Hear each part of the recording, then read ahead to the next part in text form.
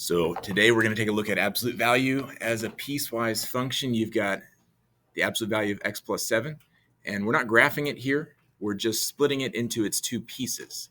So the idea here is that there's a line x plus 7, and if you were to graph that x plus 7 line, it would look like this with a y-intercept of 7, and then it would be a rise and run of 1, and there would be this line happening.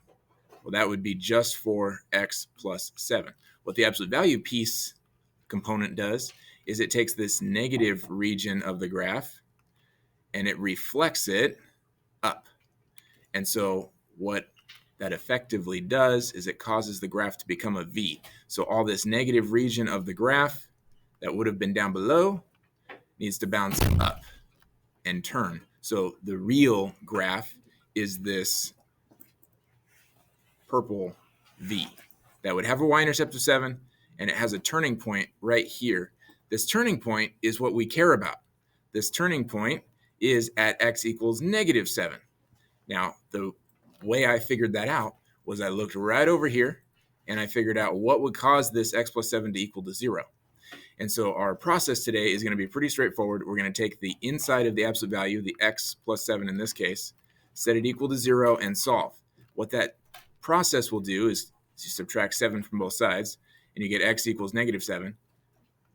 What that means and what that does is it tells me where the break is for the rule in my two pieces. So what's going to happen is you get a rule for x less than 7, negative 7, and a rule for x is greater than negative 7. So right here I'm going to say x is less than negative 7, and right here I'm going to say x is greater than negative 7. So the split is at the value where it touches the x-axis. One of the rules, it doesn't matter which one, just one of them needs an equal bar, like less than or equal to or greater than or equal to. It doesn't matter which one, you just got to pick one of them, because it needs a solid dot on the x-axis there to make it equal and continuous function. So now what we need to do is piecewise define it this.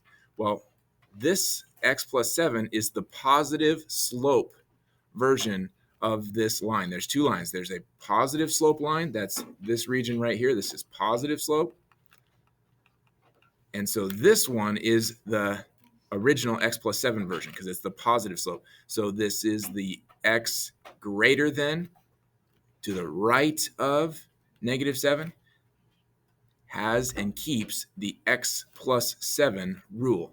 So the way it is on the inside of that function, the x plus 7, the positive slope version is defined for when x is bigger than, not or equal to, I could have put it there, bigger than negative 7.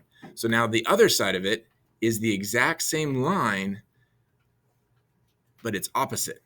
So right here in this box, all you have to do is know that since this one's got the negative slope, you multiply the whole function, the x plus 7, the inside part, by a negative.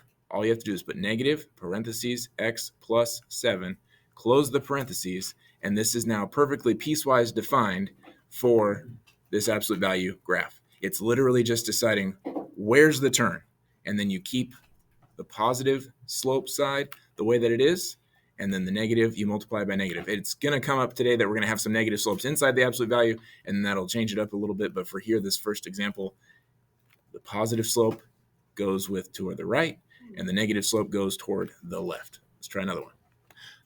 We're going to continue that same process. This time, I'm not going to worry about the graph so much as just the algorithm of you take the inside of the absolute value function, 2x plus 2. I need to figure out where the turning point would have been on the graph, and all I have to do to figure that out is set it equal to 0 and solve for x.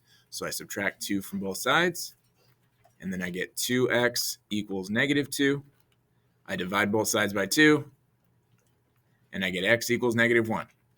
This is the transition moment for the absolute value function. And so I have one of these. I say x is, this time I'm going to put it on top, bigger than negative 1. And this one's x less than negative 1.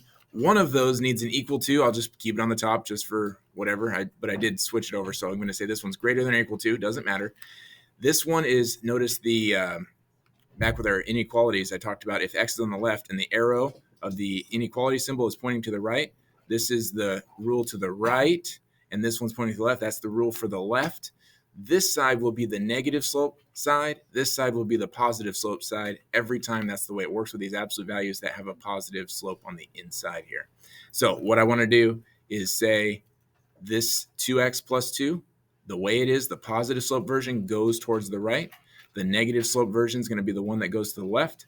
So I need 2x plus 2, the way it is, the positive slope version goes right there. And then down here, this one's going to have a negative slope version, so it's just negation of it. You put a negative times 2x plus 2. You don't even have to distribute and simplify it. It is correct just like that.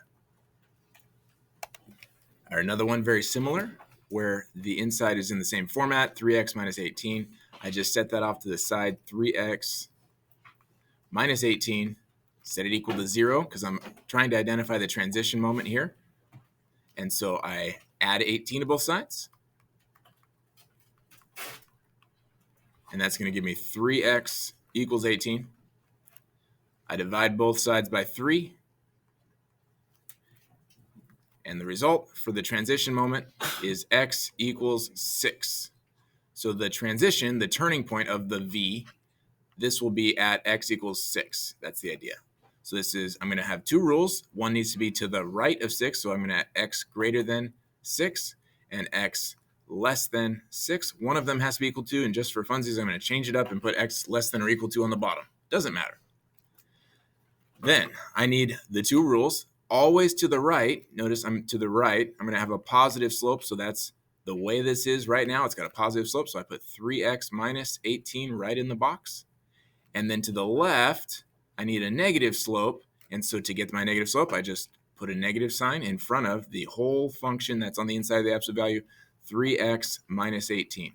And that has now piecewise defined this absolute value function into two lines with the transition there at the 6. And this process works anytime you don't have any numbers on the outside. It's very simple. It hits the x-axis at 6 and it bounces off and goes on. So now we're going to switch up the form. The inside of the absolute value is now 4 minus 2x. What happens is the way that this one's defined is currently the 2x, the slope part, is negative. So the way that this is given, this represents the side of the v that's going down. This is the 4 minus the 2x. And then to go up the other way, when I do the negation like I've been doing in the last couple problems, this is going to be negative and then 4 minus 2x. If I distribute that, it's going to give me negative 4 plus 2x. That distributed with the negation side, that's actually representing the positive slope side of things because what was given to me was the negative slope side. So I've got to pay attention to details with the negative sign in front of the slope. This way it is representing the down movement of the v.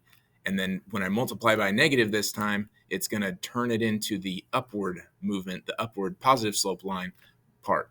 The rest of the process remains the same. Still, the first step is going to be I set the inside 4 minus 2x equal to 0 and I solve. When I solve, it's going to give me that transition moment x value. So I add 4 to the other side, or I could just add the 2x to the other side. That feels good. Let's add 2x to the other side and get 4 equals 2x.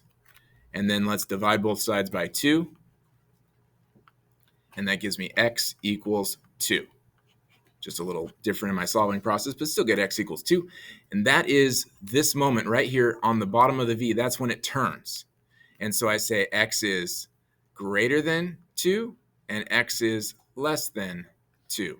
And one of those needs an equal bar. It doesn't matter which one. I'm going to choose the top one just for whatever reason. It doesn't matter. But now I have to be careful because what was given to me actually has to go with the left pointing arrow. This one's left. It's got the negative slope. This one given to me had negative slope. So I be aware 4 minus 2x needs to go with the one pointing to the left. To the right, I need the positive slope version. To make this positive, I need to actually multiply it by the negative sign. So that's negative, and then I'm just going to put 4 minus 2x. You could put the simplified version that I had up here in the box, but this is equivalent, and that is perfectly acceptable. Now it's in two pieces. So again, just a slight variation, but it's a very similar process. So let's do one more where we've got the negative slope and try to solidify this concept. Again, the way that this is given, there's an absolute value v out there somewhere.